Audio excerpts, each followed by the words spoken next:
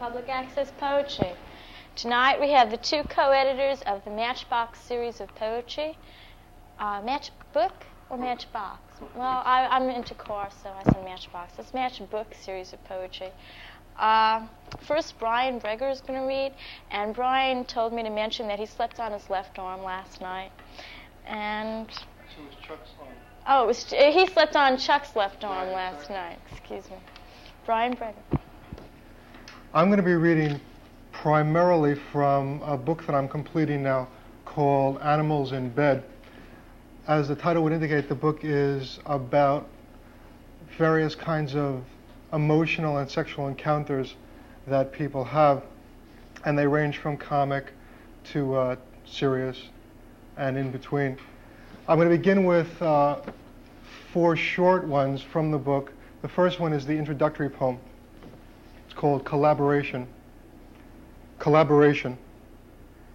A movie we made over several warm afternoons of clever dogs fucking, their tails and ears bouncing.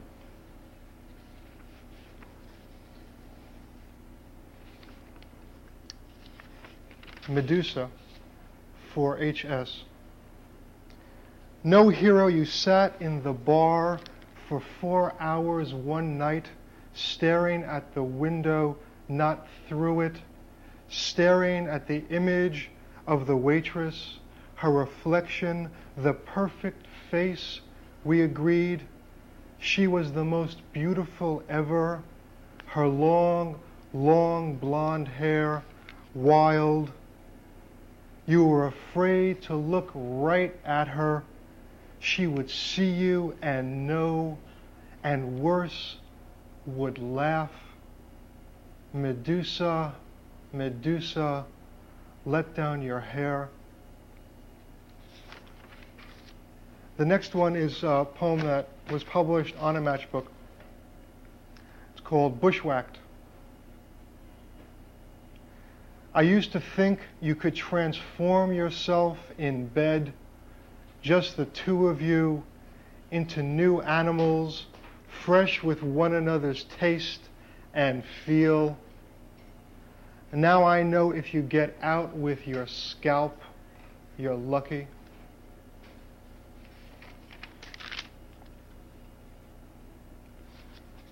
The Sorcerer's Apprentice. Sure, it's a wand, but that don't make it magic. There's a section of the book, Animals in Bed, which is primarily poems about what people do when they're infatuated with someone, the kind of crazy, silly things they do. The section is called Splendid Afflictions, and this is one of them. For a waitress at the Broome Street bar.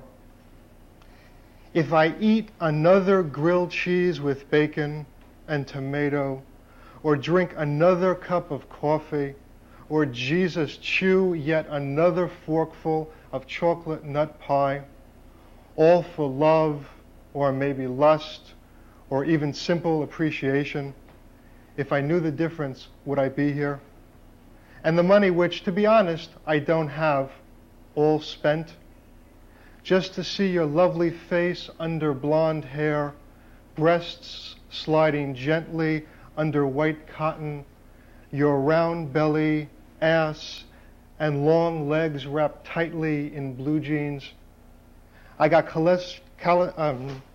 calcium deposits, high cholesterol, backache from the wooden chairs, and caffeine poisoning. For you, whatever your name is, understand, sacrifice like this is uncommon. I could die any day. If I were you, I'd make it my business to seek out the writer of this poem, no matter what condition he's in. A while back, I hadn't written any poems for quite a spell. I was working on a novel, and I couldn't get a hold of things. I thought I'd go as far back to basics as I could, and this was what came out of it. A poem called Just to Say. I carefully undo button after button. Your blouse falls open by inches, the pale green cotton folding outward, a soft net for my eyes. My fingers range gently over your shoulders, pushing the fabric away, slipping across your throat, the hollow, the subtle rise of small, exquisite breast and taut nipple. Your breasts tremble under touch, all sensation collected, centered. I listen to winds rage inside you. I take them into my mouth, lick the impossibly smooth circle, nipple.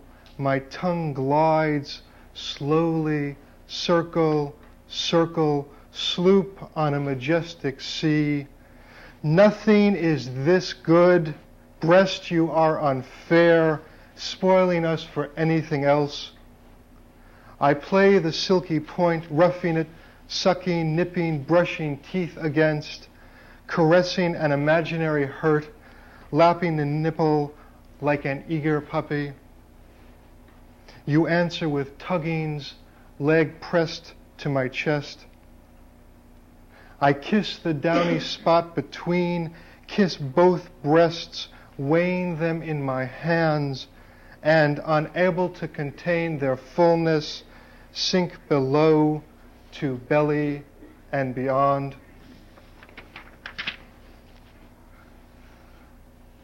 This is one of the poems that in the book that takes a confrontation beyond the simple infatuation or sexual response.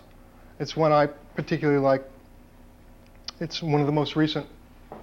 It's called The Hidden Injuries. Nude to the waist, small saucy breasts, black leather skirt slit up the side, strong bare legs. She pulls at the seam where the skirt opens, where we begin. The post-performance party in full swing, tables heaped with enough pâté to choke a pony, hams piled high, people scattered over antique couches or standing in boozy knots. I spin once around the floor checking the folks, caught suddenly by a blonde woman in knee-high brown suede boots on a velvet settee, her leather skirt cut nonchalantly along her thigh. She belongs in a movie about the very rich in Europe, where she has civilized affairs with men and women both. Instead, here she is drunk, moving her shoulders to the rock and roll, looking for a partner. She is ignored, taken for granted. She spots me squatting in the corner, witness to the whole scene, unimpressed with everything except her. From 10 feet she motions, I go. We exchange names, consider deceptions, talk small, until a little drunk and pissed off, I launch into my working man song.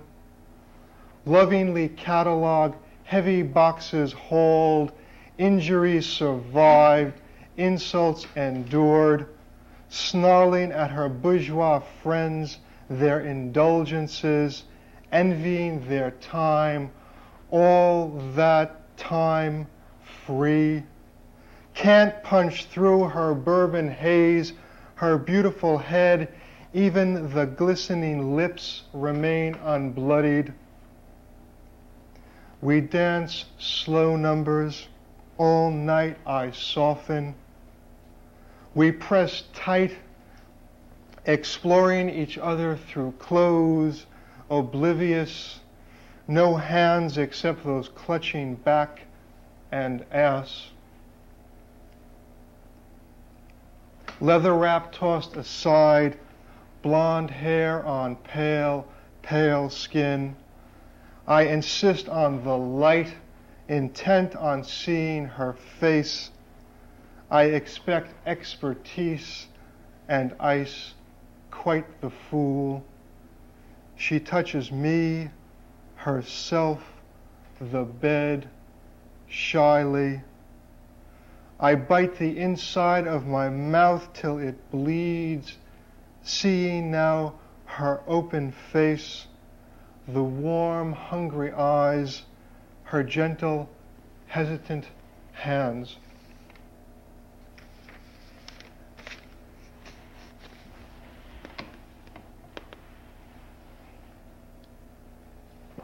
The last one I'm going to read in this selection from Animals in Bed is called Passage. It's one of the earliest in the sequence. Passage. My mouth, your soft fur moving, a slow arc, the first revolutions. In the absence of keys, I follow the taut strings of your belly, sounding your tight skin. I trace a new map, the parallels of muscle. My mouth, daring a nest of curls, my tongue enters your folded puzzles. The tastes become rich, thick, your swollen lips filled warm. A tongue is a survival device. Your body in staccato rhythm holds my hungry face. I turn inside. You have new speech. I taste your words, drinking at their incantations, their heat. Our mouths overflow, the rush, wet bursts. We are changing shape, expanding. Quiet, outside in unfamiliar terrain. We are in danger. We move. We are in danger. We are free. We are in danger. And the last one that I'll read is very different from the preceding ones. It's from a sequence of family poems. It's a poem for my mother, who was a waitress for 25 years, and it's dedicated to working class women and my mother everywhere. It's called The Fringes Survivor. Tough broad, she calls herself, hard, hard-assed, street-versed, unsentimental. I do what I have to. Gets up each morning before light, sliding stiff arms and back into the brace, a temporary measure, second skeleton reaching from neck to hip, the first one polio gone, arthritic. Sure it hurts, but you get used to it, nothing else to do. Unfreezing, she calls it, the waking up, clothes, hair, makeup, teeth. The work has to be done. We have to eat. Tough broad, working broad, hustling trays, the best bucks, nickels, dimes, quarters, they add up. In the coffee shop, 6 a.m., rubber soles, starched apron, hair pulled back. Sometimes midnight to 8, the graveyard shift for bucks, service, good service. Handling the casual come-ons, the drunks, the nice guys. Give them a smile and a song, the best bucks. I pay my rent. I pay my own way. I don't kiss anybody's ass. Tough broad, Jew broad, she calls herself. The young executive across the counter, running his finger along her cheek. So soft, no wonder they made lampshades out of your people. Her face without expression, If I ever see you here again, I'll cut your heart out. Meant it. She never exaggerates. At night singing songs of exile, tell me, where can I go? No more wandering, no more wandering. Lighting candles, even making soup sometimes. I raised the kid the best I could. Turned out pretty good, I think. She would kill to save. The wisdom she offered, do good for people if you can. Don't take any shit. Make it through. Survive. Tough broad, tough she calls herself, names herself. Thank you. Brian Breger and now Wachtel. Did I say it right? Wachtel? You did. Okay. Who I'm told by Brian, and he should know since he slept on his left arm last night, is a gadfly and a man about town. Actually, Chuck. the introduction somehow got reversed, and it was my own left arm I slept on. Oh, you slept on your... No, you didn't say that. You didn't say that Well, at all. Really? We'll argue. Wait, no, I okay. want to get this straight right now. We'll have to wait. We'll argue later. Okay. Okay. Okay. The poems I'm going to read are all from a book entitled Money. And the first is a series of short poems gathered together under the title Songs to Help Bring About the Breakup and Redistribution of America's Great Fortunes, for Brian Breger as well. A young woman I don't know is in July with me. She wears tan and white sandals that are made of soft rubber. She is sitting on a stoop with one leg crossed, her pale, thin calf swinging. I hope Roy Rogers is happy in his house of 15 rooms with his 6 children, 13 grandchildren, all of his horses and his dogs. An elevator operator told me that the girls in Europe all get undressed and do exercises in the parks. Also, that if I go to bed early, I will always look younger than I really am. He's 66, looks no older than 45, 50 at the most. Once, though he told no one, Henry Clay Frick dreamt he was a bear. Fat, honey-slopped, demanding the air, he realized that he would never be a graceful animal. I'll switch now to a young man walking. West 49th Street at 7th Avenue, early evening, the sides of the buildings. When I saw him, his arms were shining like eggplants. When I saw him, I could not believe he would ever leave this life.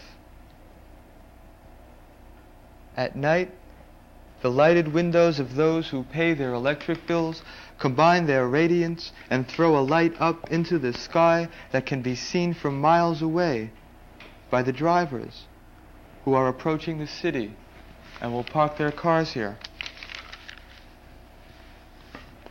2 men on the First Avenue bus are happy, just off work, half drunk, rocking and talking up First Avenue. Happy also that tomorrow is Saturday. Crossing 14th Street, the one with the red forehead leaning toward the other says, "Let me tell you something, let me tell you something. A bazooka can't hurt anybody." Perhaps if Andrew Carnegie had seen how a thing looks when totally isolated from other things, say, a band of musicians, or a shirt forgotten on a clothesline stiff with cold, or a man replacing a chipped vase with one that is whole and new. Okay, the next 2 poems I'm going to read are 2 very different kinds of love poems, and both for the same person. Thursday. He lies on his back, eyes closed, hands asleep at his sides. He tells himself things in the dark.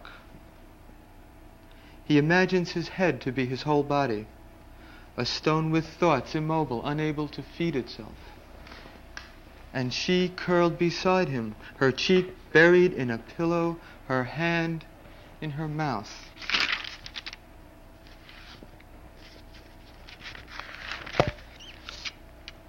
Something my own. It was already 2 a.m. when the lady downstairs knocked on the door. She left her boyfriend somewhere on 2nd Avenue when he wouldn't walk with her, only 10 feet ahead of her. Then realized he had her keys. So you made tea and the three of us talked about money and how there was too much hot water for once. She listened for his footsteps. We waited it out. Then it was 2 hours later and we were in bed, but you had to be at work in 4 hours. 2. There are other people in me, they say it's for love that I'm an asshole. I think of it, however, as something my own. Something not found in the body of a flea that has bitten both of us. 3. I watch you sleep, your head tilted back and sideways on the pillow, the cat asleep also in the curve of your belly. Now standing in front of the bed, I watch your ass uncovered, the lips pressing bushy and moist out from between your thighs, your panties, your eyeglasses beside the phone on the night table. 4. Somewhere along the line I agreed to this. It has its moments, its blessings. A great poet once spoke to his wife's slippers while she slept, and they spoke back to him.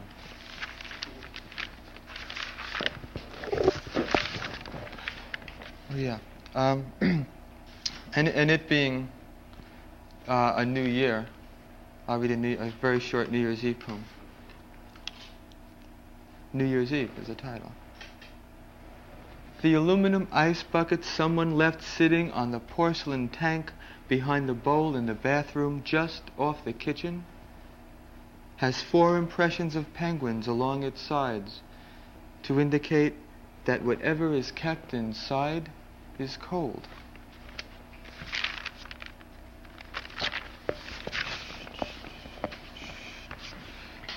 This is a short prose piece. Its title is Juwapi. The word gets explained in the piece. I first heard the word while eating lunch with my family one Sunday. It was fall. I was about 12. A friend of my mother's, who was also a member of the Boys Club Ladies Auxiliary, stopped over. She wore a green dress that was unusually short for a woman of her age. She was about 60 and kind of earthy and goofy, which I assumed was because she had a 35-year-old son who was mentally retarded. She seemed a little uncomfortable having walked in on our lunch. She said, "Sid, you're Jewish, and Angie, you're Italian. So that makes you 3, looking at me, my brother, and my sister, Juwapis." Then she laughed. My parents smiled. We hadn't really given it much thought. Then I looked across the table at my brother and sister and was glad that no one in my family was crazy.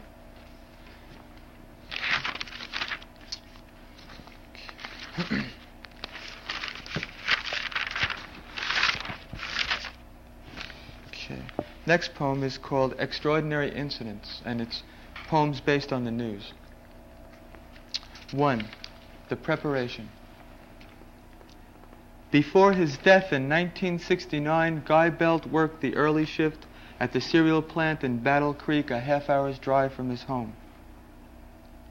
His wife Jean would wake with him at 3:45, make coffee, a light breakfast, and watch him drive slowly down their gravel driveway by 4:30. Mostly she remembers these daily things, how one followed the other, her life. On an April morning 3 years later, to her absolute joy, she was again awakened by her husband. Each morning for nearly 2 months he came to wake her. She filled 4 notebooks with the things he told her, and later published them in a book entitled Love's Answer from Eternity. She said he came back to prepare her. He told her about his passing, where he arrived, who he met, what his new home was like. He told her the things she needed to know in order to prepare for the completely different life that awaited her. 2. On July 27, 1975, 4 baby sand sharks swam out of a fire hydrant in Newark, New Jersey. It could have been a joke, but I don't think so, Mayor Gibson said. 3. Sandflat High School, Mount Pleasant, Mississippi, 4/9/76. In the past week, 15 teenage girls have fallen to the ground, writhing and kicking before passing out. My head was hurting bad, said Shirley Benton. It wasn't a headache. It felt like something was sticking in it. I couldn't get enough air. I passed out. Other stricken girls were heard saying, "Don't let it get me," or "Get it off." The Mississippi Bureau of Narcotics found no evidence of drugs. The pupils believe that one girl has put voodoo hexes on her classmates because of an argument over a boy. After talking to the accused girl, Homer Byers, the school principal, rejected the voodoo theory. "I blame the spells on hysteria," he said, "but I can't back it up." Okay. And the last poem I'm going to read is entitled An Unfinished Map of the Americas. In Chile, a soldier is wiping his ass with a page of Neruda. In Brazil, the sun has set, the flowers have lost interest in their pots. The whores in Rio are as fat as ever, lined up along the warm walls, speaking in long-held vowels, their thighs descending on their knees. An Indian asleep in Bogota, alone on a bench in the Park of the Martyrs, is awakened by the passing cars that snore like fat mayors. He discovers that the trees are different than those in the mountains. Their branches all point upward, as if they were descending rapidly, as if they were drowning women. In a chair in Alberta, a man is dying, as secretly as a salamander forgotten in a jar by a child under a porch, as quietly as a hand falling from a lap. In the United States, where there are glasses of beer tall as silos, packs of cigarettes half empty on dashboards, a boy follows the flight of a bird. He pretends he is aiming at it. Later, he is lying in a room, his air filled with a man or a woman, alone with his hands. Thank you. Yeah, we'll share it. Thank you. It's been PAP, Public Access Poetry. How much more time do we have? None. Good night.